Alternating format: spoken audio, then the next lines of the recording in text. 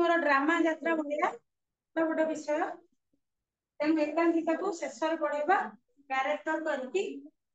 Last को पढ़ेगा आज कौन फास्ट स्टार्ट करबा बही स्टार्ट ना मझरू के कोडा पढ़िबा स्टार्ट कर ठीक अछि फास्ट को पढ़ी पढ़ी गोटे गोटे लिखा सरसुपदर ना सुनछ सेटा गोटे गाँ रो ना है विषय जो नाटी अच्छी विषय नाटी से गोटे गाँव ना तमें मैंने तो पढ़ुचे थोड़े से विषय तुम पढ़ुच आम पढ़ुच तमें तमें तमें तमें तुम 4 जन पढ़ुच तुम मैंने कहीं पढ़ुन ना सरसुपदर के क्लास कर तमें तो नुआ कर तुम दियो ना कर हाँ ठीक हमारा डेमो क्लास होता है मैंने आसले परचेज क्लास तो किए लिखि जो मैंने आस गोपीनाथ महांती लिखिं सरस्वतीधर गोपीनाथ महांती जो लेखक जनक ये अधिकांश गोटे सरस्वपद नुहे अधिकांश उपन्यास हूँ गल्प सब जनजाति संप्रदाय को लेकिन लिखि जनजाति संप्रदाय आदिवासी जनजाति संप्रदाय जोटा कि आमर कोरापुट साइड बहुत अच्छा कोरापुट सहर ताठू आ विच्छिन्नांचल जो गोटे थाए जो एरिया को एते बेसी तमर जीवा आसीबा गमनागमन सुविधा न थाए इलेक्ट्रिक सुविधा न थाए गाड़ी चलाचल सुविधा न थाए पानी असुविधा मेडिकल असुविधा सब प्रकार असुविधा थाए तथापि भी से किछिटा लोक बसति स्थापन करथांती सेमाने तांकर जो रहिबार शैलीटा जीवन यापन करिवार शैलीटा किभଳି ସେଇଟାକୁ वर्णना करछन्ती केतेउडे एमती तांकर अछि उपन्यास अछि गल्प अछि जोटा कि जनजाति संप्रदायर चाली चलन को नेकी तन्मध्य सरस्वपदर तो गोटे गोटे उपन्यासर किछि अंश आमे ताको गद्य साहित्य बोली पढुछे किंतु एटा आसीची गोपीनाथ महांतींकर परजा उपन्यास गोटे उपन्यास गोपीनाथ महांती रचना करथिले जहार ना रखिथिले परजा ठीक परजा मध्य गोटे जाति जनजाति गोटे प्रकार से आदिवासी संप्रदायर गोटे जाति परजा जाति सेही जाति गोटे थर से कोरापुट अंचल को बुलिया पाई जाइथिले सेही अंचल रे परजा जाति और केते प्रकार जाति जनजाति अछते ता मध्ये परजा जाति गोटे सेही बुलाबुली करी सेमानकर रहनी खाद्य पेय सेमाने कोन सब केमिति खाउछन्ती कोन पोशाक पिन्धुछन्ती केमिति जीवा आसीबा करूछन्ती कहा ऊपर निर्भर करिकि सेमाने चलुछन्ती जेमिति कृषि करूछन्ती कि किछि चाकरी करछन्ती कि किछि व्यवसाय करछन्ती कोन करूछन्ती जे कोनोसी काम हो ना काई प्रत्येक टी जिनिस ऊपर नजर पकेकी से सब को आनिकी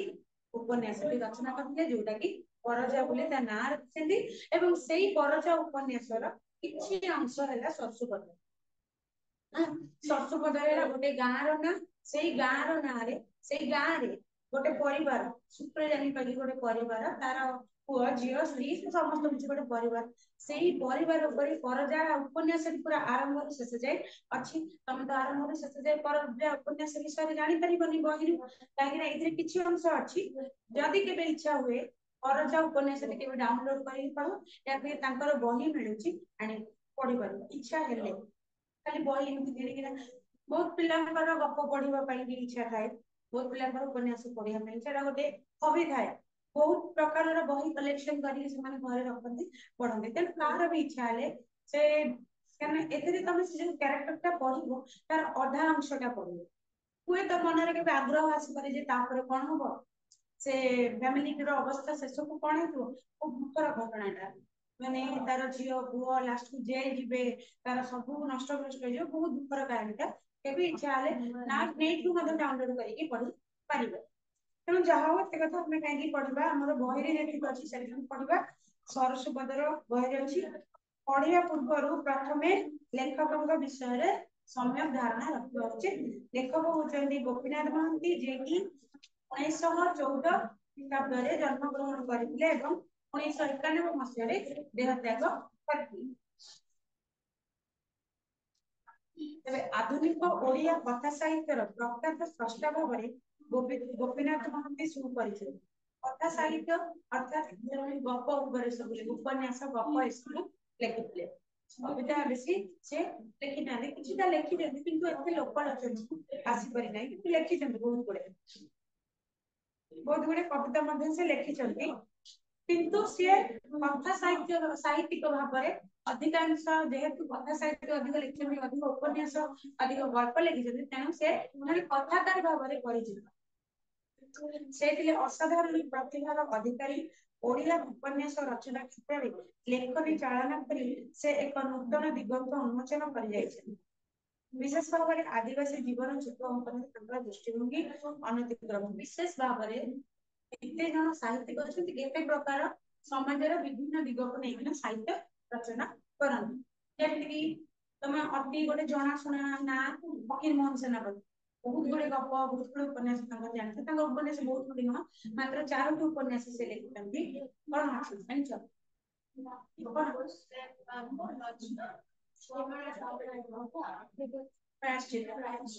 ରେବତୀଟା ଗଳ୍ପ ଲେଖିଛନ୍ତି ସେ। ରେବତୀଟା ଗଳ୍ପ, ଗଳ୍ପ ତ ସେମିତି ଛୋଟ ଛୋଟ ଗଳ୍ପ, କ୍ଷୁଦ୍ର ଗଳ୍ପ ବହୁତ ଗୁଡେ ଲେଖିଛନ୍ତି, କିନ୍ତୁ ଉପନ୍ୟାସ ମାତ୍ର 4ଟି ଲେଖିଛନ୍ତି। ତାଙ୍କର ପ୍ରଥମ ଉପନ୍ୟାସ ହେଲା ଛମାଣ, ଯୋଉଟା କି ସବୁ ସର୍ଟ କରି ୟୁଟ୍ୟୁବରେ ଆସୁଛି, ତାପରେ ଟିଭିରେ ମଧ୍ୟ ଦଉଛି। ବଡ ବଡ ଉପନ୍ୟାସ, ସେଟା ମଧ୍ୟ ସାମାଜିକ ଘଟଣାକୁ, ସମାଜରେ ଯୋଉ ସବୁ ଘଟଣା ଘଟୁଛି, ବଡ ବଡ ଜମିଦାର ମାନେ କିଭଳି ଗୋଟେ ଗରିବ ଲୋକମାନଙ୍କୁ ଶୋଷଣ କରୁଛନ୍ତି ତା ଉପରେ। ସେମିତି ଆହୁରି ବହୁତ ଅଛନ୍ତି ପ୍ରକୃତି, ଯେମିତି ଗଙ୍ଗାଧର ମେହେର, ଆମର ରାଧାନାଥ ରାୟ, ସେ କେତେ ଗୁଡେ ପ୍ରକୃତି ଉପରେ ଲେଖିଛନ୍ତି, ଶୋଭା ସୁନ୍ଦରତା ଉପରେ ଲେଖିଛନ୍ତି। ସେଇଭଳି ଏଇ ଗୋପୀନାଥ ମହାନ୍ତି ଯୋଉ ଲେଖକ ଜଣକ, କଥାକାର ଜଣକ, ସିଏ କିନ୍ତୁ ଅଧିକାଂଶ ତାଙ୍କର ଜନଜାତି ବା ଆଦିବାସୀ ସମ୍ପ୍ରଦାୟର ଘଟଣା ଗୁଡିକୁ ତାଙ୍କର ଲେଖାରେ ଚିତ୍ର ଅଙ୍କନ କରିକି ସୁନ୍ଦର ତାଙ୍କର ଜୀବନ ଶୈଳୀ ଗୁଡାକୁ ତାଙ୍କର ଲେଖା ମାଧ୍ୟମରେ ସୁନ୍ଦର ଜୀବନ୍ତ ଚିତ୍ର ଅଙ୍କନ କରିଛନ୍ତି। ତାଙ୍କର ବର୍ଣ୍ଣନା ଭଙ୍ଗୀ ଯେପରି ସ୍ୱତନ୍ତ୍ର, ସେଇଭଳି ଚିତ୍ର ଓ ଚରିତ୍ର ଉପସ୍ଥାପନାରେ ସେ ଅଧିକ। ସେ ମଧ୍ୟ ଗଳ୍ପ ଓ ପ୍ରବନ୍ଧ ରଚନା କରି ତାଙ୍କର ବହୁମୁଖୀ ପ୍ରତିଭାର ଅଛନ୍ତି। ଖାଲି ଯେ ଉପନ୍ୟାସ ନୁହେଁ, ସେ ଗଳ୍ପ ମଧ୍ୟ ରଚନା କରିଛନ୍ତି, କିଛିଟା ପ୍ରବନ୍ଧ ମଧ୍ୟ ରଚନା କରିକି ବହୁମୁଖୀ ପ୍ରତିଭାର ସୂଚନା ଦେଇଛନ୍ତି। ଗୋପୀନାଥଙ୍କର ଉପନ୍ୟାସ ଗୁଡିକ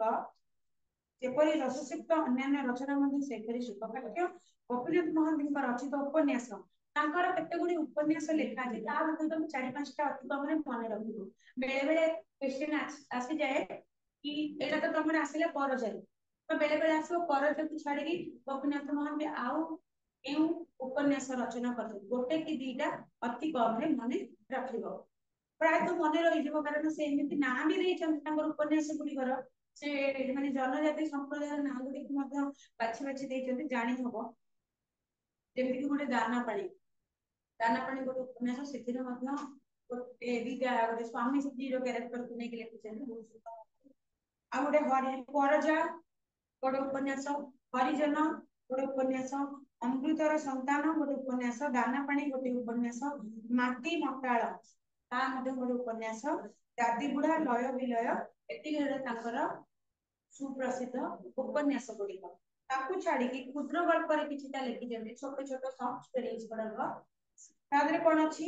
ଘାସ ଫୁଲ ଲତା ଖଇ, ଏ 2ଟା ଲେଖିଛନ୍ତି କ୍ଷୁଦ୍ର ଗଳ୍ପ। ନାଟକ, ନାଟକରେ କଣ ଲେଖିଛନ୍ତି, ମୁକ୍ତି ପଥେ ନାଟକ ଲେଖିଛନ୍ତି ଗୋଟେ, ମୁକ୍ତି ପଥେ, ଯୋଉଟା କି ତମର ଥିଏଟରରେ ପ୍ଲେ ହେଲା ଭଳି ନାଟକ, ଡ୍ରାମା ଯେମିତି ଏକା ଭଳି। ଆଉ ଆଲୋଚନା ଲେଖିଛନ୍ତି କଣ, କଳା ଶକ୍ତି, ଜୀବନୀ ହେଲା ଉତ୍କଳମଣି, ଆତ୍ମଜୀବନୀ ହେଲା ସ୍ୱତଃଶ୍ରୁତି ପୁସ୍ତକ, ଓଡିଆ ସାହିତ୍ୟର ଶ୍ରୀମଣ୍ଡିତ ସ୍ୱତଃଶ୍ରୁତି ପୁସ୍ତକ, ତାହା ସବୁ ଓଡିଆ ସାହିତ୍ୟର ଶ୍ରୀମଣ୍ଡିତ ପରିଚୟ, ପୁରା ନାମକରା ରଚନା ଗୁଡିକ ତାଙ୍କର। ଭାରତ ବର୍ଷର ଉଲ୍ଲେଖଯୋଗ୍ୟ ସାହିତ୍ୟ ସମ୍ମାନ ଜ୍ଞାନପୀଠ ପୁରସ୍କାର ଲାଭ କରିବାରେ ସେ ଓଡିଶାର ପ୍ରଥମ ସାରସ୍ୱତ ସ୍ରଷ୍ଟା। ଯେଉଁମାନେ ସବୁ ସାହିତ୍ୟ ରଚନା କରନ୍ତି ସେମାନଙ୍କୁ ବଡ ବଡ କିଛିଟା ନାମୀ ନାମୀ ପୁରସ୍କାର ମଧ୍ୟ ମିଳିଥାଏ, ଯେମିତିକି ତମର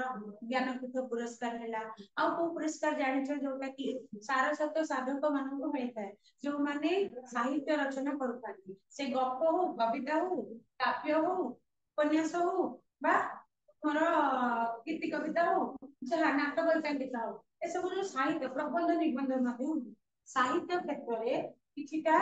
ପୁରସ୍କାର ଆମର ଓଡିଶା ସରକାର ତରଫରୁ ଅଛି,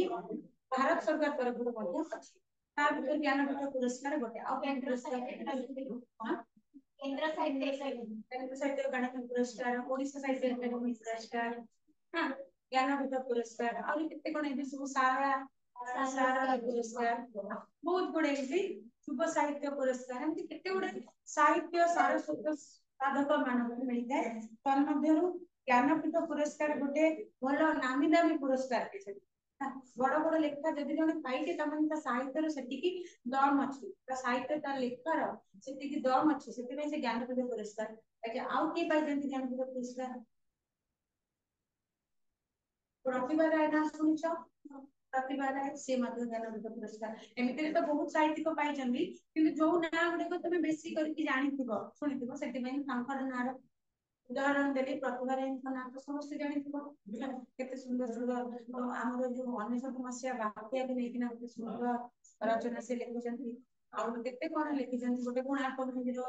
एक पाखरे बसी गोटे सुंदर उपन्यास के मध्यम से लिखुले काव्य लिखुले जाबे से मध्य पाइछंती तेनु ओडिसा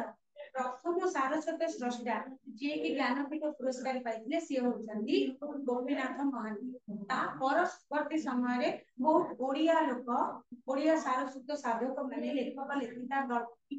गाल्पिक माने पर मुहूर्त रे पाइछंती किंतु से होचंती प्रथम ओडिया जे कि ज्ञानपीठ पुरस्कार पाइले शॉर्ट क्वेश्चन आसबो मन रखो तबे ये तो गला आउ तांकर जन्म थिला कटक जिल्ला रो नागवाली थारे कटक जिल्ला रे कटक रो नागवाली थारे तांकर जन्म होला तो हे गला हम गोटे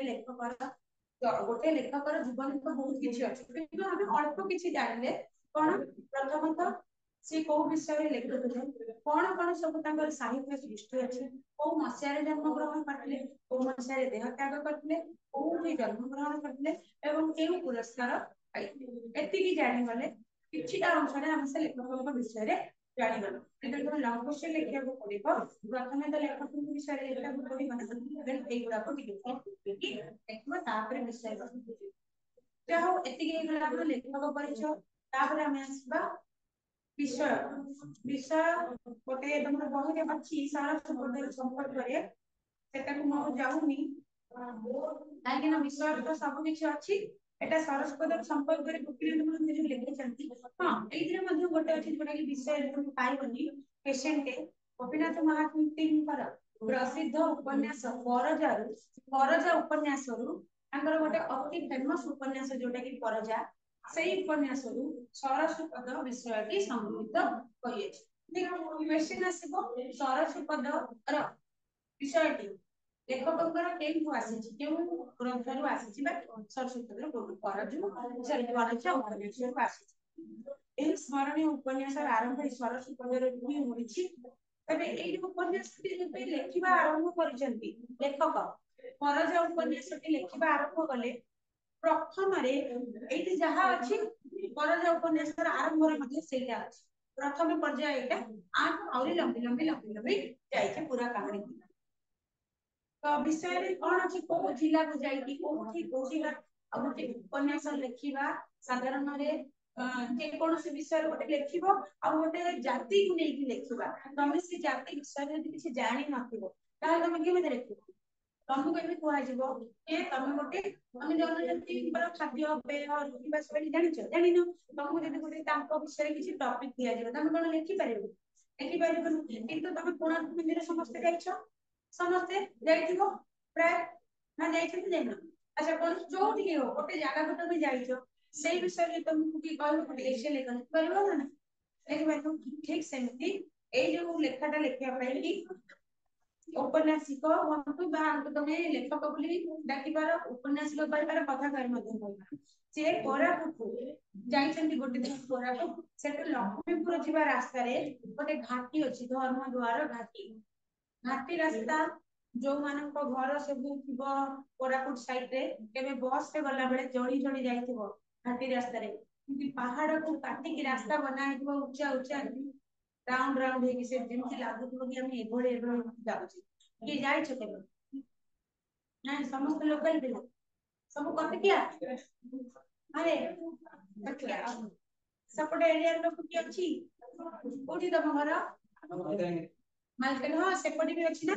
पहाड़ काटी की रास्ता करा जाइछि ना घाटी रास्ता नଥାଏ ଗୋଟେ ଗୋଟେ ଘାଟି ପଡେ तो ठीक अच्छे सेरा मध्ये गोटे घाटी धर्मद्वार नारे गोटे घाटी तार निकटरे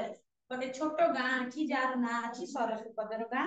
सरसपदर तीनटी जातिर लोक वास करନ୍ତି से जो गाँ रे तीनटी जातिर आमे जेतेबेले गोटे गाँ को जाउछे से गाँ रे कोन केवल गोटे जातिर लोक अछंती विभिन्न जातिर लोक किछि किछि बसति स्थापन କରିଥାନ୍ତି ତ ଏଇ ଯୋଉ ସରସପଦର କଥା ଲେଖକ କହୁଛନ୍ତି ସେ ଗାଁ ଟିର କଥା ସେଇ ଗାଁ ରେ ତିନିଟି ଜାତିର ଲୋକ ବାସ କରୁଛନ୍ତି ତେବେ ତାର ପ୍ରାକୃତିକ ପରିବେଶ ନିଶ୍ଚିତ ଭାବରେ ସେପଟ ଅଞ୍ଚଳର ପ୍ରାକୃତିକ ପରିବେଶ ଆମ ଅଞ୍ଚଳର ପ୍ରାକୃତିକ ପରିବେଶଠୁ ବହୁତ ସୁନ୍ଦର ଯେତେବେଳେ ତମେ ଯିବ ଗୋଟେ ବସ ରେ ଯାଉଥିବ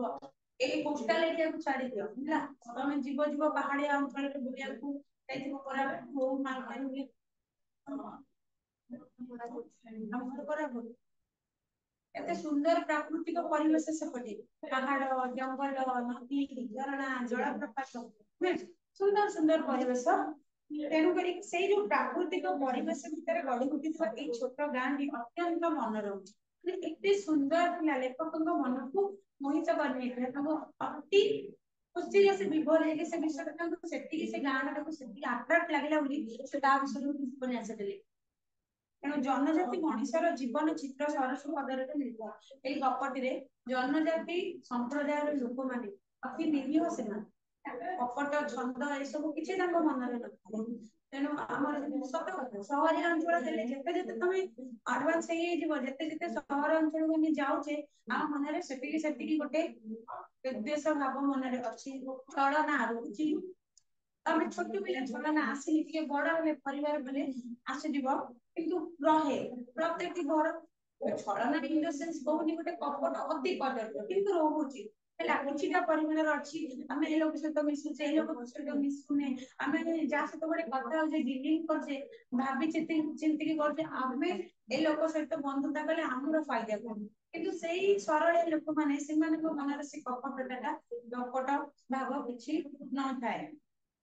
ତ ସେଇଭଳି ଜନଜାତି ମଣିଷ ସର୍ବୋପରି ସେମାନଙ୍କର ସରଳ ନିଷ୍କପଟ ଜୀବନ ଧାରାର ସଫଳ ଉଦାହରଣ ହଉଛି ସରସପଦର ଗାଁ ସରସପଦର ବାସ୍ତବ ଓ ଜୀବନ ଧର୍ମୀ ବର୍ଣ୍ଣନା ପାଠକଙ୍କୁ ସ୍ପର୍ଶ କରିବା ସହ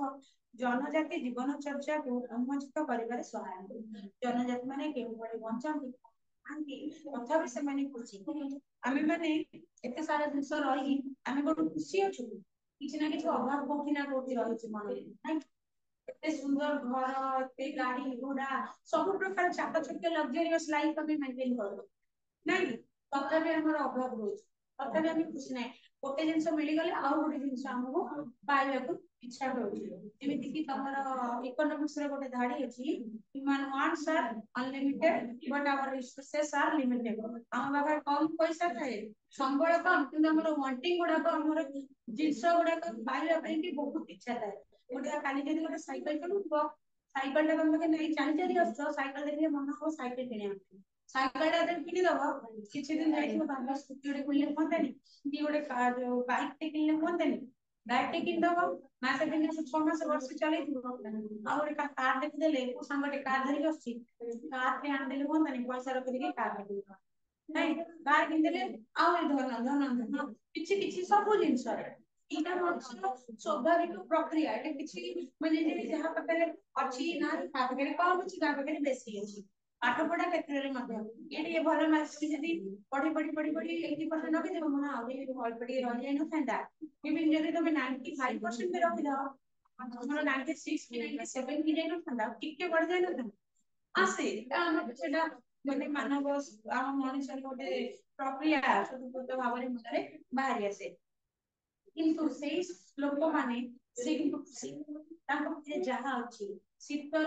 पोशाक ताके पके नहीं हम शीत वस्त्र शीत दिन आसले केते प्रकार वेराइटीज होचे ताको पके सेटा नहीं इलेक्ट्रिक करंट नहीं डिग्री छोट छोट काच बोतल हो बा हमर डीबी देखिथिबो या आदिका हमर तक देखु ना से जिंस पड़ागो देखि नथिबो कि होय तो कि टीवी रे किबा घरे देखिथिबो पुराना गालिया लोक जे मजार रखि दियो गोटे खाली स्मृति करी लगा तो पूरी लाइन जाय दिबार हम हम देखु लाइन गले भी घरे घरे इन्वर्टर में आसलेनी लाइट रो असुविधा हो तो से माने डिबी लगे चलुले चुली जळेगी भात डाली तरकारी से माने खाउनते मांडिया जाऊ खाउनते रांधि ना हम टिफिन नउछ कोथरे नउछ बढिया डिजाइन के बोरोसिल रे नउची के काचरे नउची के हमर जो स्टील टिफिन वाला आछी नउची ए प्लास्टिक केते प्रकार रो टिफिन कारिया हेलानी खाइबा को नै कि जाउछ से माने एतबेले बिल्लु को काम करिया जाउते लाउ तुंबा लाउ गोटे फल फल नै सेटा परिबारे छ परिबा समस्त देखिथिबो सुनिथिबो खाइथिबो हिंदी लोक जो माने लकी नारे जानिथिबो ओडिया लोक जो माने लाउ नारे जानिथिबो नुए तो सेई जो लाउ टाकू कोन गोलिया टाइप रो जिंस ताको कोन करंती भितर गुडा को बाहर कर देबे पूरी करी बाहर कर देबे खाली खाली करके सुके देले तार घेरे भात जो जाऊ पुरे की नहीं जाने सेटा हमर टिफिन करे लाउ ना कखारू लाउ लाउ तुम्बा कखारू भी होची सेमनि मो कथा कोजे सेमनि से नाम मध्ये अछि लाउ तुम्बा नियंती कखारू रे मध्ये हुए केते लोक करंती कखारू टा कोन गोल टाइप दे हां हां हां सेमनि धरि के करंती तादरे बजांती बजे पे भलो गोटे बाजणा मध्ये सत्रे हेई पारे तो केमति कोन करिबी सुता सुता लगे करथांती गोटे माने ध्वनि बाहर थो गोटे भेराइटी ध्वनि बाहर नै आसले माने भागे जा भी सेई से मन तांको जीवन जड़िया चालिका कथा भी तांको मन रे केबे उत्पन्नता तो सेई भଳି गोटे परिवारर कथा एबे देखो कहउचंदी विषय अछि सरसुपदर एबे हम विषय को जिबा अछि कोरापुट लक्ष्मीपुर जिबा रास्ता रे लक्ष्मीपुर मोटे 1.5 कोश थाई जे भयंकर धर्म द्वार घाटी पड़े एपाकु 40 सेपाकु 50 पहाड़ ठेला ठेली धक्का धक्की होई मुहा मुही ठिया होई थांती सेई धर्म द्वार घाटी उत्तर को कोसे दूर रे पड़े गोटे छोट गां जहार ना सरसुपदर गोटे पहाड़ ढालू रे ठीक अंता पाखे एबे एबे कहउछन जे लेखक कोरापुट तने जाउछ कोरापुट जिबारु कोरापुट थारु लक्ष्मीपुर से कोरापुट अंचल रे लक्ष्मीपुर बाई गोटे जागा ना अछि लक्ष्मीपुर आड़ को गले जिबा रास्ता रे बाटरे जमार लक्ष्मीपुर को मोटे 1.5 कोश थाई 1.5 कोश मिली एक कोशरे 300 किलोमीटर सॉरी 3000 मीटर किंतु तमे जति कि तीन प्रकार कैलकुलेशन अछि गोटे समय रे तमर थिला 3 किलोमीटर के हम ताको हिसाब कर जबी गोटे कोन कोश गोटे कोश को 3 किलोमीटर को हिसाब करछन किछिटा जागा रे तन 3 किलोमीटर हेले 1.5 कोश कितना हो 4.5 ठीक 4.5 बनी एरा को बुझे हमर पोचा ख्रीष्टपूर्व जो हिसाब ता हो पुणी तो बुझे अकबर को विषय जति पढु अकबर नीति अनुसार से आ गोटे हिसाब अछि आमे से हिसाब रो कोन पाइबा दरकार नि नले से गोटे कोन एक गज 33 इंची से सब कैलकुलेशन करी ना बाहर करले फिर आ सी कोन से 3 रु 3.5 বা 4 किलोमीटर भीतर रहबो जदि हमें अकबर को नियम अनुसार हिसाब करबा गज फुट गज हिसाब करबा से माने से 4 किलोमीटर रे रहबो आ जदि हमें ख्रीष्टपूर्व समय रो हिसाब को नबा जो कोश आकुर कोन दे कोसे बाट हम पणे पूछे कोसे बाट हमें मन हिसाब कर 3 किलोमीटर रास्ता किलोमीटर रास्ता कि 5 किलोमीटर कि 10 100 मीटर एमती हिसाब करू छे जा हो जदि हमें आज कल के समय हिसाब करबा ताले 1.5 कोश के तन होबो 4.5 सतिकी गोटे 1.5 कोश थाई गोटे भयंकर धर्म द्वार घाटी पड़े से घाटी रो नाम हैला धर्म द्वार विभिन्न घाटीर सब ना थाए ना जैसे जो आंचलिक लोक माने लोकल लोक माने से अंचल लोक माने से घाटीर ना गोटे गोटे देई दंते जेमिति कि हमर घाट नदीर घाट सुनिथु गोटे नई बहि जाय हम घर पाखे जाय तम घाटर गोटे ना दे आ तांको घर पाखे से नदे तांकर गोटे घाटर ना दे तो से डंगा जोड़ चले घाट जोड़ी गाधो पाखे घर तुठ हैं डंगा जोड़ चले कोन बुझो घाट आ जोड़ी गाधो पाखे कोइ तुठ ठीक तेणु करी सब ना केते ना कि पूर्व पुरुषों ना रे कि ठाकुरों ना रे एमती सब देला तेणु तांकर जो घाटी घाटी कोन गिरी संकट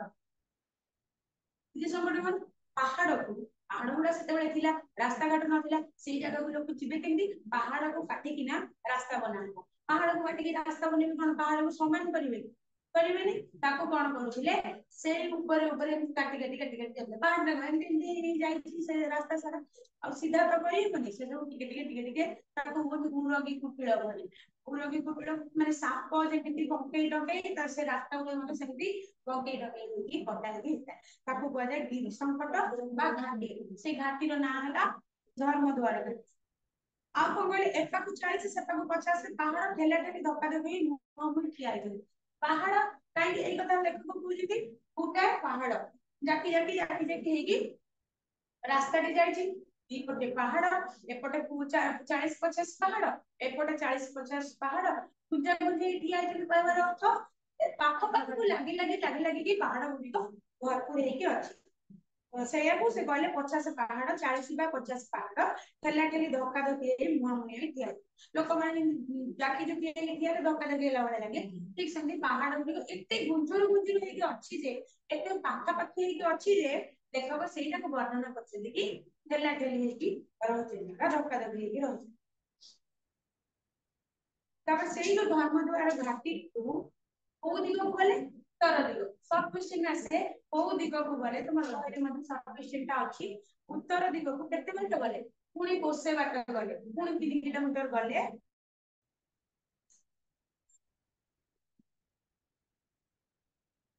କୋଷେ ଦୂର ପଡେ ଗୋଟେ ଛୋଟ ଗାଁ ଯୋଉଟା କି ସରସପଦର ଗୋଟିଏ ପାହାଡର ଢାଲୁରେ ଠିକ ଅଣ୍ଟା ପାଖ ପାହାଡର ଢାଲୁରେ ଅଣ୍ଟା ପାଖ ସେ ଯୋଉ ଗାଁଟି ସେ ପାହାଡଟି ଅଛି ପ୍ରଥମ ଗୋଟେ ପାହାଡଟେ ଇମାଜିନ କର ଗୋଟେ ପାହାଡ ଅଛି ପାହାଡର ଢାଲୁରେ ଅର୍ଥାତ ଗଡାଣିଆ ଜାଗାରେ ଏମିତି ଯଦି ଗୋଟେ ପାହାଡ ରହିଲା ତ ଗୋଟେ ଗଡାଣିଆ ଜାଗା ତା ଗଡାଣିଆ ଜାଗାର ଠିକ ଅଣ୍ଟା ପାଖ ମାନେ ସେଇ ପାହାଡର ଆମେ ଯେମିତି ଠିଆ ହେଲା ଆମ ଅଣ୍ଟା ପାଖ ମାନେ ଏଇଠି ରହୁଛି ଠିକ ସେମିତି ସେ ପାହାଡଟି ଅଛି ତାର କିଛି ଦୂରରେ ଗଡାଣିଆ ଜାଗାରେ ମଝା ମଝି ଗାଁଟି ଅଛି ତାକୁ ଲେଖକ ଏତେ ସୁନ୍ଦର ଭାବରେ ସାହିତ୍ୟରେ ବର୍ଣ୍ଣନା କରିଛନ୍ତି ଯେ ପାହାଡ ସାଧାରଣ କଥା ହେଲା ସେଇ ପାହାଡର ମଝି ଭାଗରେ ଗାଁଟି ଅଛି ତେଣୁ ଲେଖକଟାକୁ ବର୍ଣ୍ଣନା କଲେ ପାହାଡର ଢାଲରେ ଠିକ ଅର୍ଥାତ ସାରା ତାର ଠିକ ମଝିଆ ମଝି ଭାଗରେ ଗଡାଣିଆ ଅଞ୍ଚଳରେ ସେଇ ଜାଗାରେ ଗାଁଟି କ୍ଲିୟର ଏତିକି ଡାଉଟ ହେଲେ ପଚାରିବ ଯୋଉ ଧାଡି ଯୋଉ ଶବ୍ଦ ଡାଉଟ ହେଲା ସାଙ୍ଗେ ସାଙ୍ଗେ ପଚାରିବ ଯଦି ଆଜି ବୁଝୁଛ ଘରେ ଯାଇକି ପଢିବ ଡାଉଟ ହେଲା ନେକ୍ସଟ କ୍ଲାସରେ ପଚାରିବ ହେଲା ହେଲା ତାପରେ ପାଖ ପାଖ ହୋଇ 3 ଜାତି ଲୋକଙ୍କର ବସତି ତିନି ମେଞ୍ଚି କୁଡିଆ ଘର ପାଖ ପାଖ ହେଇ 3ଟା ଜାତି ଆମେ ଆଗରୁ ପଢିଲେ 3ଟି ଜାତି ରହିଛନ୍ତି ପାଖ ପାଖ ହେଇକି ମେଞ୍ଚି ମେଞ୍ଚି କୁଡିଆ ଘର ମାନେ ଲାଗି ଲାଗି ପୁଳାଏ ପୁଳାଏ କୁଡିଆ ଘର କୋଠା ଘର ତ ତାଙ୍କ ପାଖରେ ନାହିଁ କୁଡିଆ ଘର କହିଲେ ତମର ଗୋଟେ ଚାଳ ଘର ହେଇଥିବ ଛୋଟ ଛୋଟ ନୁଆଣିଆ ମୁଣ୍ଡ ବାଜୁଥିବ ଏଇଭଳି ଟାଇପ ର ଘର ଚାଳ ଘର ବି ଭଲ ଭଲ ଅଛି ବଡ ବଡ ପଞ୍ଜା ଘର ଯୋଉ କୁହନ୍ତି ବଡ ବଡ ଘର ମାଟିରେ ହଉ ବଡ ବଡ ରୁମ ବାହାର କରିକି ଚାଳ ଛପର କରିଥିବ ବଡ ବଡ ଘର ଅଛି କିନ୍ତୁ ତାଙ୍କର ଯୋଉ ଘର ଗୁଡିକ କୁଡିଆ ଅର୍ଥାତ ପୁରା ନୁଆଣିଆ ଛୋଟିଆ ଛୋଟିଆ ବଖରେ ବଖରେଇ ଘର ସେଇଭଳି ମେଞ୍ଚି ମେଞ୍ଚି ଖୁନ୍ଦା ଖୁନ୍ଦି ହେଇ ତଳ ତଳ ହେଇକି କେତେଟି 3 ମେଞ୍ଚି କୁଡିଆ ଘର 3ଟା ଯୋଉ ସାହି ଅଛି ତା ଭିତରୁ ଡଙ୍ଗ ସାହି ବାଗା ସାହି ସରି ଗାଧବା ସାହି ଓ ପରଜା ସାହି ହେଲା 3ଟି ସାହି ସେଠି ଅଛି ଆମର ଯେମିତି ଗାଁ ମାନଙ୍କରେ ସବୁ ବିଭିନ୍ନ 3ଟା 4ଟା 5ଟା କୋଉ ଗାଁରେ କେତେଟା ସାହି ସବୁ ଥାଉଛନ୍ତି ସେଇଭଳି ଆମ କଟକ ସହରରେ ବି ସାହି ଅଛି କେତେ ଜାଗାରେ ସାହି ଅଛି ତେଣୁ କରିକି ତାଙ୍କର କି ସାହି ହେଲା ରଙ୍ଗ ସାହି ଗାଧୁଆ ସାହି ଆଉ କଣ ପରଜା ସାହି 3ଟି ସାହି ସେଠି ଅଛନ୍ତି ଧାଡି ଧାଡି ଦେଇକି ଘର ଧାଡି ଧାଡି ହେଇକି ସବୁ ଘର ଗୁଡିକ ଅଛି ଯେହେତୁ ଲେଖକ ସେ ଜାଗାକୁ ଯାଇଛନ୍ତି ପୁରା ଡିଟେଲସ ରେ ବର୍ଣ୍ଣନା କରୁଛନ୍ତି କଣ ସବୁ ଦେଖିଛନ୍ତି କୋଉଠି କଣ ଘର କୋଉଭଳି ଭାବରେ ଘର ଗୁଡିକ ଅଛି ବିଭିନ୍ନ ଘର ଭିତରର ଦୃଶ୍ୟ ଗୁଡାକୁ ମଧ୍ୟ ଲେଖକ ଟିକି କରିକି ବର୍ଣ୍ଣନା କରିଛି ତେଣୁ ଧାଡି ଧାଡି ଘର ଟଣି ଝାଟିର ଜାଲି ବାଡ ଭିତରେ ସାବୁଜା ଜୋଣା କ୍ଷେତ ଲଙ୍କା ମରିଚ କ୍ଷେତ ଧୂଆଁ ପତ୍ର କ୍ଷେତ ତା ପାଖରେ ମାଣ୍ଡିଆ ଅଳସୀ ଜଡା କାନ୍ଦୁଲ ଟଣିୟ ଜାତିର ଜାଲିବାଡ ଟଣିୟ କଣ ଟଣିୟ ହଉଛି ଏକ ପ୍ରକାର କଣ୍ଟା ଜାତୀୟ ଉଦ୍ଭିଦ ଆମେ ସାଧାରଣତଃ ଗାଁରେ ସହରରେ ବହୁତ କମ ଦେଖିବାକୁ ମିଳେ କିନ୍ତୁ ସହରରେ ସବୁ ବିଭିନ୍ନ ପ୍ରକାର ମାନେ ତମେ ଗୋଟେ ଜାଗାରେ ଚାଷ କିଛି କରିଛ ମାନେ କିଛି ଗୋଟେ ଗଛ ଲଗେଇଛ ଫୁଲ ଗଛ ହଉ କି ଯାହା ବି ହଉ ସହରରେ ତ ଜାଗାର ଘର କରିବାକୁ ଗାଡି ରଖିବାକୁ ଲୋକ ଛାତ ଉପରେ ଫୁଲ ଫୁଲ ରଖିଦଉଛନ୍ତି କିନ୍ତୁ ଗାଁରେ ତ ବହୁତ ଜାଗା ଅଛି ଦେଖିଥିବ ଗାଁ ଗହଳିରେ ସବୁ ସୁନ୍ଦର ସୁନ୍ଦର କ୍ଷେତ ବନେଇଥିବେ ଘର ଆଗରେ ସବୁ ଜାଗା ସୁନ୍ଦର ସୁନ୍ଦର କ୍ଷେତ ବନେଇଥିବେ ସବୁ ପ୍ରକାର ଗଛ ଫୁଲ ଗଛ ହେଲା ପନିପରିବା ଗଛ ହେଲା ସବୁ ଲଗେଇଥାନ୍ତି ତ ସେଇ ଯୋଉ ପନିପରିବା ଗଛ ଗୁଡିକୁ ତାକୁ ଗାଈ ଗୋରୁ ନଥାନ୍ତି ଛେଳି ଗାଈ ଗୋରୁ ସବୁ ନଷ୍ଟ କରିଦେବେ ନା ମାଙ୍କଡ କେତେ ଜାଗାରେ ମାଙ୍କଡ ବହୁତ ଉପଦ୍ରବ୍ୟ କରୁଛନ୍ତି ତେଣୁ ତାକୁ ବଞ୍ଚେଇ ରଖିବା ପାଇଁ କଣ କରନ୍ତି ବାଡ଼ ଖୋଜନ୍ତି ଗୋଟେ ନାଇଁ ବାଡ଼ ବୁଝିଲେ ଆମର କଣ ସବୁରେ ବାଡ଼ ସବୁ ପୂଜା ହୁଏ କଣି ବାଉଁଶ ଗୋଟେ ବାଉଁଶ ଦି ପ୍ରକାର ଥାଏ ଜାଣିଥିବ ଗୋଟେ ହେଲା ସିଧା ସିଧା ବାଉଁଶ ଯୋଉଟା କି ପାଲିସ ବାଉଁଶ ଘର ଘର କାମ ଲାଗେ ଆଉ ଗୋଟେ କଣ୍ଟା ବାଇଁଶି କଣ୍ଟା ସେ ଯୋଉ ବାଉଁଶ ଗୁଡାକ ବେଶୀ ମୋଟା ହୁଏନି ସରୁ ସରୁ କଣ୍ଟା ଗୁଡାକ ନାଇଁ ତାକୁ କାଟିକି ସୁନ୍ଦର ଭାବରେ ବାଡ଼ ବୁଝିଦେବେ କଣ୍ଟା ଯେହେତୁ ଅଛି କୌଣସି ଜୀବଜନ୍ତୁ ଗାଈ ଗୋରୁ ପଶି ପାରିବେନି ଡରିବେ ପଶିବା ପାଇଁ ନା ଚିରି ଚାରି ଯିବ ନା ଥରେ ଚିରିଲେ ଆଉ ଆସିବେନି ତାପରେ ନହେଲେ କେତେ ଲୋକ ଜାଲ ଘେରେଇ ଦଉଛନ୍ତି ଆଉ କେତେ ଲୋକ ଯାହାର ବାଉଁଶ ନାହିଁ ସମସ୍ତଙ୍କର କଣ୍ଟା ବାଇଁଶି ଅଛି କି ନାଇଁ ଆଉ କେତେ ଲୋକ କଣ କରନ୍ତି ଅନ୍ୟ ଗୋଟେ ଝୁଟା ମୁଟା ଗଛକୁ ମଧ୍ୟ ଆଣିକିନା ବାଡ଼ ବୁଝିବା କାମରେ ବ୍ୟବହାର କରନ୍ତି ତେଣୁ ତାଙ୍କ ଅଞ୍ଚଳରେ ଟଣିକ ଏକ ପ୍ରକାର କଣ୍ଟା ଜାତୀୟ ଗଛ ଅଛି ଯୋଉଥିରେ କି ସେ ଯୋଉ ସରୁ ସରୁ ଗଛ ତାଦେହରେ ସବୁ କଣ୍ଟା କଣ୍ଟା ଅଛି ସେ ସବୁକୁ ଆଣିକି ସେମାନେ ଯୋଉ କ୍ଷେତଟି କରିଥାନ୍ତି ତା ଚାରିପଟେ ବାଡ଼ ବୁଝିବା କାମରେ ତାକୁ ବ୍ୟବହାର କରନ୍ତି ତେଣୁ ସେଇ ଯୋଉ ଟଣିୟ ଝାଟି ହେଲା ଏକ ପ୍ରକାର କଣ୍ଟା ଜାତୀୟ ଉଦ୍ଭିଦ ତାକୁ ଜାଲି ବାଡ଼ ଭିତରେ ବାଡ଼ ଦେଇ ଦେଇଛନ୍ତି ଜାଲି ବାଡ଼ ଜମିଟି ଛୋଟ ଜାଗାଟିଏ ତା ଚାରିପଟେ ଟଣିୟ ଝାଟିର କଣ୍ଟା ଜାତୀୟ ଗଛର ବାଡ଼ ଦେଇଦେଲେ ଭିତରେ ସବୁ କଣ ସବୁ ଲଗେଇଛନ୍ତି ଗଛ ସବୁଜା ଜୋଣା ଜୋଣା ହେଲା ମକା ମକାଟା ତମର ବହିରେ ମଧ୍ୟ ଲେଖା ଅଛି ତାଙ୍କର ଭାଷା ତାଙ୍କ ଆଞ୍ଚଳିକ ଭାଷା ମକାଟିକୁ ଆମେ ଜଣେ ମକା କହୁଛି ସେ ସେଟାକୁ ଜୋଣା ବୋଲି କୁହନ୍ତି ସବୁଜ କଣ ସବୁଜ ରଙ୍ଗର ସବୁଜ କ୍ଷେତ ଗୁଡିକୁ ଆମେ ଗଛ ଗୁଡିକ ରଙ୍ଗ କଣ ସବୁଜ ରଙ୍ଗ ହୁଏ ଗ୍ରୀନ କଲର ସବୁଆଡେ ତ ସେଇଟାକୁ ସେ ସବୁଜା ବୋଲି କହିଥାନ୍ତି ସବୁଜା ଜୋଣା କ୍ଷେତ ତା ମକା କ୍ଷେତ ଆଉ କଣ ଅଛି ଲଙ୍କା ମରିଚ କ୍ଷେତ ଲଙ୍କା ମରିଚ ତ ସବୁ ଜାଣିଥିବ ରାଗ ଲାଗେ ଏତିକି ବଡ ବଡ ଚୁବେଇ ଯାଅ ଭାତ ଡାଲି ତରକାରୀ ମିଶେଇକି ନହେଲେ କି କୋଉ ରୁଟିରେ କୋଉଥିରେ ନାଇଁ ଖାଇଛ ନା ଖାଇନ ଲଙ୍କା କଞ୍ଚା ଲଙ୍କା ଖାଇଛ ଖାଇଛ ସମସ୍ତେ ଖାଇଛ ନା ଖାଅନି କି ଖାଇଛ ନା ତା ପାଖରେ ରାଗ ଲାଗେ ଖାଇବନି କେତେ ଲୋକ ଖାଆନ୍ତି କେତେ ଲୋକ ରାଗରେ ଖାଆନ୍ତି ଯାଅ ସେଇ କଞ୍ଚା ଲଙ୍କା ସେଠି ବହୁତ ଚାଷ କରାଯାଏ ଏଇଟା ହେଲା ଲଙ୍କା ମରିଚ ଆଉ କଣ ଚାଷ କରାଯାଏ ଧୂଆଁ ପତ୍ର କଣ ଲିସା ଫିସା ବିଡି ବଳନ୍ତି ବା ବଞ୍ଚେଇ ଧୂଆଁ ପତ୍ର ଜାଣିଛ ଜାଣିଛ ଶୁଣିଛ ଦେଖିଛ ବାବା କୋଉଠି ଦେଖିଛ ତମେ ସବୁ ଏଇ ରୋଡ ଗାଁରେ ବର୍ଷ ଚିହ୍ନିଛ ସେ ଗୋଟେ ପୁରା ଗଛ ଥିଲେ ଘର ନେଇଯାଆନ୍ତି ପୋଲିସ ବାନ୍ଧିକି ନେଇଯାଏ ନା କଣ ଯାଉ ତମ୍ବାଖୁ ପତ୍ର ତମ୍ବାଖୁ ନା ସମସ୍ତେ ଶୁଣିଥିବ ଏଠି ପାଖରେ ମିଳେ ଗୁଟା ଗୁଟା ତାର ତ ଗଛ ଥିବ ନା ଗୋଟେ ସେ ଗଛର ପତ୍ର ମିଳିକି ପ୍ରୋସେସିଂ କରି ପ୍ୟାକେଟିଂ କରିକି ପ୍ୟାକେଜ କରିକି ବିକ୍ରି କରୁଛନ୍ତି କହିନି ସେଇ ତମ୍ବାଖୁ ପତ୍ର ଆଉ କଣ ତା ପାଖରେ ମାଣ୍ଡିଆ ଗୋଟେ ପ୍ରକାର ଶସ୍ୟ ଜାତୀୟ ମାଣ୍ଡିଆ ଆଗରୁ କଣ ହଉଥିଲା କହିଲ ଲୋକଙ୍କର ଅଭାବ ଥିଲା ବୋଲି ମାଣ୍ଡିଆ ଯାଉ ଖାଉଥିଲେ ଏବେ କିନ୍ତୁ କଣ ହଉଛି ସେଇ ମାଣ୍ଡିଆକୁ କିଣିକି ଲୋକ ବେଶୀ ଟଙ୍କା ଦେଇକି ଖାଉଛନ୍ତି ମାଣ୍ଡିଆ ବିସ୍କିଟ ମିଳୁଛି ଡାଇବେଟିସ ପେସେଣ୍ଟ ମାଣ୍ଡିଆ ଗୁଣ୍ଡ ମିଳୁଛି ପ୍ୟାକେଟ ତାକୁ ଆଣିକି ରାନ୍ଧିକିନା ଖାଉଛନ୍ତି ଯୋଉମାନଙ୍କର ଦେହ ଖରାପ ହଉଛି ପେଟ ଗ୍ୟାସ ସମସ୍ୟା ଥାଉଛି ସେମାନେ ସବୁ ସକାଳୁ ମାଣ୍ଡିଆ ଖାଉଛନ୍ତି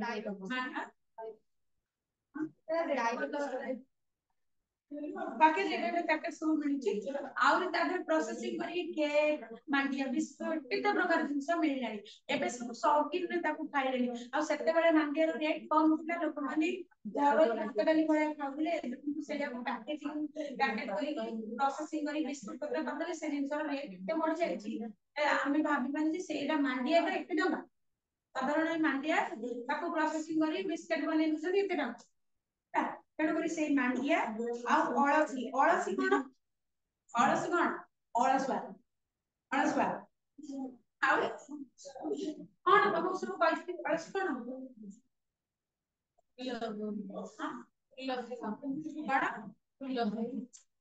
ଏକ ପ୍ରକାର ତୈଳ ବୀଜ ଫସଲ ଯେମିତି ଆମେ ଜଡାରୁ ତେଲ ବାହାର କରୁ ନାଇଁ ଜଡା ମଞ୍ଜିରୁ ତେଲ ବାହାର କରେ ନାଇଁ ସୋରିଷରୁ ତେଲ ବାହାରେ ସେଇଭଳି ଅଳସୀ ଏକ ପ୍ରକାର ତୈଳ ବୀଜ ଫସଲ ଯୋଉଥିରୁ ସେମାନେ ତେଲ ବାହାର କରେ ଠିକ ତେଣୁ ସେ ଯୋଉ ଅଳସୀ ନାଟି କୋରାପୁଟ ଅଞ୍ଚଳରେ ବହୁତ ପରିମାଣରେ ଚାଷ କରାଯାଏ ଅଳସୀ ଚାଷ ହୁଏ ସେଟାକୁ ଆଣିକି ତେଲ ଘଣାରେ ଫୁଟେଇକି ତେଲ ବାହାର କରନ୍ତି ତେଣୁ ଏହା ଏକ ତୈଳ ବୀଜ ଫସଲ ଜଡା ସମସ୍ତେ ଜାଣିଛୁ ଜଡା ତେଲ ମିଳେ ଜଡା ମଧ୍ୟ ସେ ଜଡା ମଞ୍ଜିରୁ ତେଲ ବାହାର କରାଯାଏ ଆଉ କାନ୍ଦୁଲ ହେଲା ବଡ ହରଡ ଯାଇ ଡାଲି ହରଡ ଡାଲି କାନ୍ଦୁଲ ଡାଲି କୁହନ୍ତି ବଡ ବଡ ହରଡ ଭଳିଆ ହରଡ ଭଳିଆ ଦେଖାଯାଏ ବଡ କଣ ଏକା ପ୍ରକାର ଏଠି କଥା ବୁଟ ଅଲଗା ହରଡ ଅଲଗା ଆଉ କାନ୍ଦୁଲ ଡାଲି ମିଳେ ବଡ ମାର୍କେଟ ଗଲେ ମିଳେ କେତେ ଦୋକାନରେ ବି ରଖନ୍ତି କାନ୍ଦୁଲ ଡାଲି କହିଲେ ମିଳେ ହରଡ ଭଳିଆ ଟିକେ ଟିକେ ବଡ ବଡ ଦାନା ବୁଟ ନୁହେଁ ବୁଟଟା ଅଲଗା ହରଡ ଅଲଗା ହଁ ଏଇ ସବୁ ଚାଷ ସେଇ ଜାଗାରେ କରାଯାଏ କ୍ଲିୟର ଏତିକି ତାପରେ କହିଲେ ମୂର୍ତ୍ତି 22 ଘରର ବାସ ତାଙ୍କ ଭାଷା କିଭଳି ଆମେ 22 କହିଲେ କଣ ବୁଝିବା 22 ବୁଝିପାରୁଛ ନାଇଁ ଭଲ ତେଣୁ ଆମେ କଣ କହୁଛେ 22 ଘରର ବାସ ମାନେ 22ଟି ଘର ନାଇଁ ଆମେ ତାକୁ କଣ କହୁଛେ 22ଟା ଘର ପାଇଲେ ତାଙ୍କର ଆଞ୍ଚଳିକ ଭାଷା ହେଲା 22ଟା ଘର ହେଲେ କହିବେ 22 24ଟା ଘର ହେଲେ 24 14ଟା ଘର ହେଲେ 10 ଏଇଭଳି ତାଙ୍କର ତେଣୁ ଘର ସେଠି କେହି ଲେଖକ ଦେଖିଥିଲେ 22 ଘରର ବାସ ମାନେ 22ଟି ଘର ଜମା ଲେଖକ ଗୋଟି ଗୋଟି ଘର ମଧ୍ୟ ଗଣି ଦେଇଛନ୍ତି ଯେ 22ଟି ଘର ଜମା ରହିଛି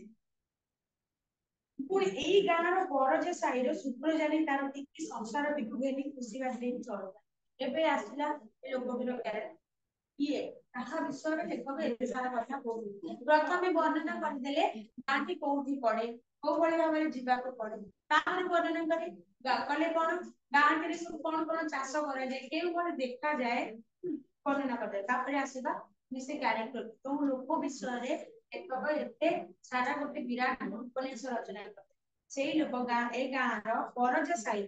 ଆଉ ସେ ଯୋଉ ସୁପ୍ରଜାତି ଯିଏ ସେ ପରଜା ସାହିରେ ଯୋଉ ତିନିଟି ସାହି ଅଛି ନା ତା ଭିତରୁ ପରଜା ସାହିର ଗୋଟେ ଲୋକ ଯାହାର ନାଁ ଅଛି କଣ ସୁପ୍ରଜାତି ସାହିର ସୁପ୍ରଜାତି ତାର ଟିକେ ସଂସାର ଘେନି ଖୁସି ବାସିରେ କି ଚଳୁଥିଲା ଘେନି ମାନେ ନେଇକି ତାର ଛୋଟ ସଂସାର ତାର ପୁଅ ଝିଅ ସ୍ତ୍ରୀ ପିଲା ଛୁଆକୁ ନେଇକି ସେଟା ଖୁସି ବାସିରେ ଚଳୁଥିଲା ମାଣ୍ଡିଆ ପେଜ ହେଲା ଯାଉ ବହିରେ ଲେଖା ଅଛି ମାଣ୍ଡିଆ ପେଜ ମାଣ୍ଡିଆ ଯାଉ ମନ୍ଦିପ ସଞ୍ଜେ ସକାଳେ କେବେ ଉଣା ହୁଏ କେବେ ତାର ସେ ମାଣ୍ଡିଆ ଯାଉ ଯୋଉଠି କହ ସକାଳେ ସନ୍ଧ୍ୟା ସବୁବେଳେ ମିଳିଯାଏ କେବେ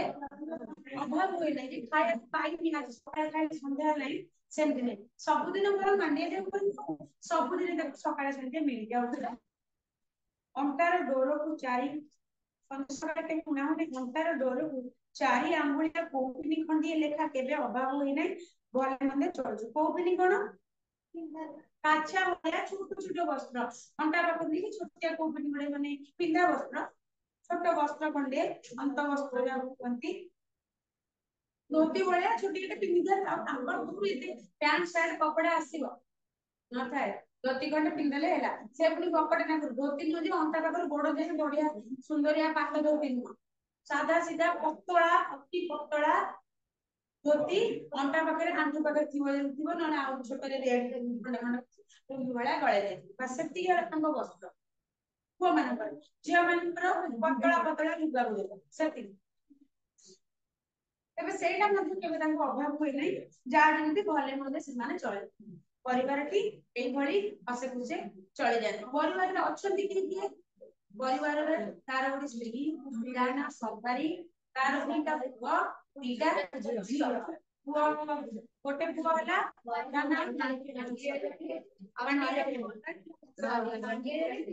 ମାଣ୍ଡିଆରେନି ବଡ ପୁଅ ନା ମାଣ୍ଡିଆରେନି ସାନ ପୁଅ ନା 2ଟା ଝିଅ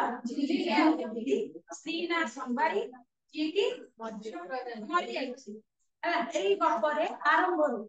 विषय आरंभ होती से मरी जाता कैरेक्टर रे किछि तमर चिन्ह मन पाइबो कि कोन साग तोड़िया भी जाउला भालू ना बाघ गोटा मळिया बाघ ताको खाइ देली जानि कारण 3 वर्ष तळे जेते बेले लेखक गपटी को लेखिछन त्यार 3 वर्ष पूर्वर कथा 3 वर्ष तळे तार भारी जा स्त्री नंबर भाषा रे स्त्री को भारी जा बोली कहछि भारी जा स्त्री ए कौन होछि तम बच्चे कौन होछि तार जो भार्य बा स्त्री संबारी ता ना है संबारी शॉर्ट क्वेश्चन आसीबो छुट जानि जो भार्य बा स्त्री संबारी भालुगड़ झोला को सकाळ सकाळ सागर तोळी जाइथिले और फेरले भालुगड़ गोटे झोला तार ना हैला भालुगड़ झोला कोन खालु भलिया डी सामन पांडा छोट सरू नाळ भलिया पा नई को आजिबनी नाळ कहले ठीक हे परिबो किंबा किछु खालु स्थान जोनी पानी टिके बहि जाइता सही अंचल लोक सेठी गाधुआ फधुआ कि जहा हेले करे खालुआ परिस्थान रे पानी आ बहि जाइता गोटे नाळ सदृश नाळ भली देखा जाउतबा किछि पानी बहि जाउतबा टिके अंचटी सेटा हला तोमर झोला सेई झोला को जाइतिला साग तोड़िया पे सकाळ सकाळ साग तोड़िया पे गेलितिला आउ फेरी नै काहे फेरी नै ना कोरा फुटिया बुटार बुटा गहळ बुटा कोन बुटा हला जंगलिया परिवेश भरपूर जंगल जोडी गले बाघ बाघ एते जंगल जे बाघ बाघ बड़ बड़ बाघ भी लुचि की रहिथिले सेई गले बुटा बुटा अर्थात सेई गले जंगलिया परिवेश जोठी बुटा गहळी रु मଣିଷଟିଏ ମହାବଳ ବାଘ ତାକୁ ଭୂଷାରି ନେଇଗଲା ଶାଗ ଆଣିବାକୁ ଯାଇଥିଲା ସେଠୁ ବାଘଟେ ତାକୁ ନେଇଗଲା ଜଙ୍ଗଲିଆ ପରିବେଶ ବାଘ ବୁଲିଥିଲା ମଣିଷ ଦେଖିକି ନେଇଗଲା ତାକୁ ଖାଇଦେଲା ତାପରେ ସଂସାର ବୋଇଲେ ଆଉ କିଏ ରହିଲା ଦିଟା ପୁଅ ଦିଟା ଝିଅ ସଂସାର ବୋଇଲେ ସୁପ୍ରଜାନି ନିଜେ ବଡ ପୁଅ ମାଣ୍ଡିଆ ଜାନି ସାନ ପୁଅ ଟିକା ଜାନି ଆଉ ଝିଅ ଯୋଡିକ ଝିଲି ଆଉ ଦିଟା ଝିଅ ଝିଲିବିଲି ଆଉ ଦିଟା ପୁଅ ତାଙ୍କ ଭାଷାରେ ଆମେ କଣ ଝିଅ ପୁଅ କହୁଛୁ ତାଙ୍କ ଭାଷାରେ ଝିଅ ମାନଙ୍କୁ କୁହନ୍ତି ଦାଣ୍ଡିଡି ପୁଅ ମାନଙ୍କୁ କୁହନ୍ତି ଧାଙ୍ଗଡା ତାହେଲେ ଦିଟା ଧାଙ୍ଗଡା ଦିଟା ଧାଙ୍ଗଡି ତାଙ୍କର ଲୋକ ଭାଷା ସେ ସେମିତି କୁହନ୍ତି ତାଙ୍କ ଭାଷା ସେ ବୁଝିପାରିବେ ଝିଅ ପୁଅ କହିଲେ ସେମାନେ ବୁଝିପାରିବେନି ହେଲା ବୁଝିଲ ଲାଷ୍ଟ ତମେ ସମସ୍ତେ ବୁଝିଛ ତାପରେ ବୁଝିଲ ଦିଥର ହେଲା ତମର ବୁଝିଲ ବୁଝା ପଡୁଛି ଡାଉଟ ହେଲେ କହିବ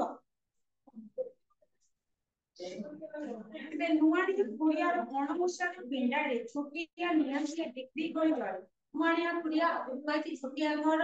ନୂଆଣିଆ ମାନେ ପୁରା କମ କମ ତଳକୁ କମ ହାଣିଥିବ ଲୋକ ବସିଲେ ସେ ଯଦି ଡେଙ୍ଗା ଡେଙ୍ଗା ହେଇକି ତାଙ୍କୁ ମୁଣ୍ଡ ବାଜିଥିବ ସେ ନ ହେଇଯାଏ ନାଇଁ ତେଣୁ କରିକି ଅଣ ଓଷାରେ ବେଶୀ ଓଷାର ନାହିଁ ପିଣ୍ଡାଟି ନୂଆଣିଆ ଘରର ଆମେ ଘରର ସାମଗ୍ରୀ ଅଳ୍ପ ଟିକେ ଥାଏ ପିଣ୍ଡା କୁହନ୍ତି ତ ସେଇଟା ଅଣଓସାରିଆ ପିଣ୍ଡା ମାନେ ବେଶୀ ତାଙ୍କର ଓଷାର ନାହିଁ ଅଳ୍ପ ଟିକେ ପିଣ୍ଡା ଅଛି ଛୋଟିଆ ନିଆଁଟିଏ ବିକ୍ରି କରିକି ଜଳୁଥାଏ ଚୁଲି ଭଳିଆ ଚୁଲିରେ ତିନିଟା ଇଟା ରଖିକି ହାଣ୍ଡି ଫାଣ୍ଡି ବସାନ୍ତି ଭୋଜି ଭାତରେ ସେଇ ଜିନିଷକୁ ଦେଖିକି ବଡ ଲୋକ ଆଉ କିଏ ବୁଦ୍ଧିଆ ଲୋକଙ୍କ ମୁଣ୍ଡରେ ପଶିଲା ଗ୍ୟାସ ବାହାର କଲେ ଗ୍ୟାସ ରେ ମଧ୍ୟ ତ ସେଇଭଳିଆ ନା ଗ୍ୟାସ ଚୁଲାର ଉପରେ ଗୋଟେ ଖାଇନି ସେଟା ତିନିଟା ନ ଥାଏ ଏବେ ତ ଚାରିଟା ଲାଗି ହବାକୁ ପୁରୁଣା କାଳ ଗ୍ୟାସ ତିନିଟା ଥିଲା ଏବେ ତ କେତେ ବାହାରିଲାଣି ସେ ରାଉଣ୍ଡ ରେ ଖାଲି ଖୁନ୍ଦି ଖୁନ୍ଦି ହେଇକି ଥିବ ଆଉ ଏମିତି ଗୋଟେ ଥିବ ରାଉଣ୍ଡ ସେଟା କଣ ସେ ଯୋଉ ଚିନ୍ତାଧାରା କୋଉଠି ଆସିଲା ସେ ଚୁଲିରେ ଆଉ ଚୁଲିରେ ଗୋଟେ ହାଣ୍ଡିରେ ବସୁଛନ୍ତି ତିନିଟା ଜିନିଷ ଚୁଲିରେ ଯାଇ ବସିବ ସେଇଭଳି ଜିନିଷଟେ ଜଳୁଥିଲା ଚୁଲିଟେ ଜିଲି ନହେଲେ ବିଲି ଗୋଟେ ହାଣ୍ଡିରେ ମାଣ୍ଡିଆ ଚୁନା ଶାଗ କି ପେଶା ହଉଥିବା ଆମ୍ବ ଟାକୁଆରେ କୋଇଲି ଅଜାଡି ଦେଇ ଚୁଲିରେ ଥୋଇ ଦେଇ ଗୋଡ ଲମ୍ବେଇ ବସିଥାନ୍ତି ତାର ରୋଷେଇ କରୁଥାଏ ଜିଲି ନହେଲେ ବିଲି ସେଇଠି ଗୋଡ ଲମ୍ବେଇ ଦେଇକି ତାର କେତେବେଳେ ମାଣ୍ଡିଆ ଚୁନା କି ଶାଗ କି ପେଶା ହେଇଥିବା ଆମ୍ବ ଟାକୁଆରେ କୋଇଲି ଏଇ ସବୁକୁ ଅଜାଡି ଦେଇ ଚୁଲିରେ ଥୋଇ ଦେଇକି ଗୋଡ ଲମ୍ବେଇକି ଚୁଲି ପାଖରେ ବସି ରାନ୍ଧୁଥାଏ ଭାତ ଡାଲି ତରକାରୀ ଆମେ ରାନ୍ଧୁଛେ ସେ ମଧ୍ୟ ସେଇଭଳି ରାନ୍ଧୁଥାଏ କାଳିକିଆ ଚିକଣ କୁସାରେ ଗୋଟାଏ ଗୋଟାଏ ନାଲି କାଳିକିଆ ଚିକଣ କୁସା କଣ କୋଷା କଣ ମୁଣ୍ଡର କୋଷା ଆଉ ସେ ସବୁ ଆଦିବାସୀ ଅଞ୍ଚଳ ଜନଜାତି ସମ୍ପ୍ରଦାୟର ଲୋକମାନେ ତାଙ୍କର ମୁଣ୍ଡର ଚୁଟି ସେପଟେ କୁହନ୍ତିନି ଏବେ ଗୋଟେ ତେଲ ଆସୁଛି ଆଦିବାସୀ ଆଡଭର୍ଟାଇଜ ଚାରିଆଡୁ କାହିଁକିନା ସେମାନେ ସବୁ ଜଡିବୁଟି ଭଲ ଭଲ ଜଡିବୁଟିକୁ ମିଶେଇକି ସବୁ ତେଲ ପ୍ରସ୍ତୁତ କରନ୍ତି ସେଇଥିପାଇଁ ତାଙ୍କ ମାନଙ୍କର ଚୁଟି ଆମ ମାନଙ୍କ ମୁଣ୍ଡରେ ଚୁଟି ନାହିଁ, ତାଙ୍କ ମାନଙ୍କର ମୁଣ୍ଡର ଚୁଟି ଲମ୍ବା ଲମ୍ବା ମୋଟା ମୋଟା ଗହଳିଆ ଗହଳିଆ ଚୁଟି, ବଡ ବଡ ବେଣ ନହେଲେ ବଡ ବଡ ପୋଷାକ, ସେମାନେ ସବୁବେଳେ ସାଇଡରେ ପୋଷାକ କରନ୍ତି। ନାଇଁ ଦେଖିଥିବ ଆଦିବାସୀ ଅଞ୍ଚଳରେ ସବୁ ସାଇଡରେ ପୋଷାକ, ସାଇଡରେ ପୋଷାକ, ଚିକିଣିଆ ମୁଣ୍ଡରେ ଖାଳିକେ ଚିକଣ ପୋଷାଟିଏ, ସୁନ୍ଦର ଚୁଟି ଚିକିଣିଆ ଚୁଟି ଗୁଡିକ ଖାଳିକିଆ ହେଲେ ସାଇଡରେ ପୋଷାରେ ଗୋଟେ ଗୋଟେ ନାଲି ଫୁଲ ଲଗେଇ ଦେଇଥାନ୍ତି, ଜଙ୍ଗଲୀ ଫୁଲ, ସେଇ ଯୋଉ ବଣୁଆ ଫୁଲ, ନାଲିଆ ଫୁଲ, କି ଫୁଲ ଲେଖକ ତା ନାଁ ଏଠି ଲେଖି ନାହାନ୍ତି, ନାଲି ରଙ୍ଗର ଫୁଲଟିଏ ଗୋଟେ ଗୋଟେ ଖୋସି ଦେଇଥାନ୍ତି ତାଙ୍କ ଖୋସାରେ।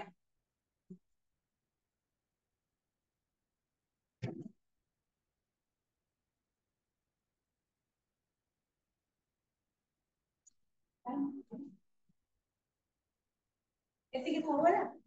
ଏତିକି ଥାଉ। कितना क्लास को ज्वाइन है? डायट क्लास कॉलेज है, कॉलेज में क्लास करछो, कॉलेज में भी चालू है